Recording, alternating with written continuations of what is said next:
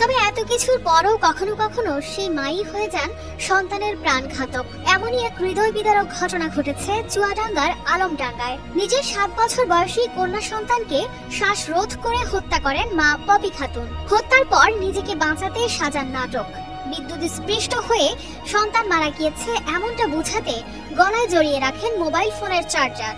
এ নিয়ে সোমবার জেলা police super RM Foyzur Rahman press briefing করেন। আমাদের যেহেতু প্রাথমিকভাবেই সন্দেহ হয়েছিল, চিকিৎসকের যে মতামত ছিল শ্বাসরোধ করে হত্যা, আমরা সেই ধারণাকে আমাদের আরো বদ্ধমূল করে এবং বিশেষজ্ঞ মতামতকে কোনোভাবেই অ্যাভয়েড করার সুযোগ নেই।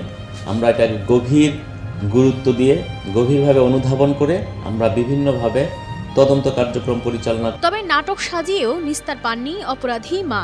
7 বছর বয়সী শিশু মাইশা হত্যাকাণ্ডের রহস্য উন্মোচন করে পুলিশ। 164 ধারায় স্বেচ্ছায় আদালতে সন্তান হত্যার পৈশাচিক বর্ণনা দেয় টাঙ্গাইল আলমডাঙ্গা উপজেলার ভোগাইল বগাদি গ্রামের শহীদুল ইসলামের মেয়ে পপি খাতুন। স্বামীর সাথে বিচ্ছেদ হলে মেয়েকে নিয়ে বাবার বাড়িতেই থাকতেন তিনি। আগের সংসার ও একাধিক বিবাহ বিচ্ছেদের যন্ত্রণা এই হত্যাকাণ্ডের নেপথ্যে অনুঘটক হিসেবে কাজ করেছে। 29 ফেব্রুয়ারি সকালে আলমডাঙ্গা উপজেলার ভোগাইল বগাদি গ্রামের মাইশা খাতুন নামে ওই শিশুর মৃত্যু হয়। মোবাইল চার্জার নিয়ে খেলতে গিয়ে বিদ্যুৎ স্পৃষ্ট হয়ে মারা যায় বলে মা সবাইকে বলে বেড়ান। পাষণ্ড মা পপির চিৎকারে প্রতিবেশীরা এগিয়ে আসেন। পরে তাকে উদ্ধার করে চুয়াডাঙ্গা সদর হাসপাতালে নিলে কর্তব্যরত চিকিৎসক তাকে মৃত ঘোষণা করেন। ময়না তদন্ত রিপোর্টে উল্লেখ করা হয়, শিশুকন্যা মাইশাকে শ্বাসরোধ করে হত্যা করা হয়েছে।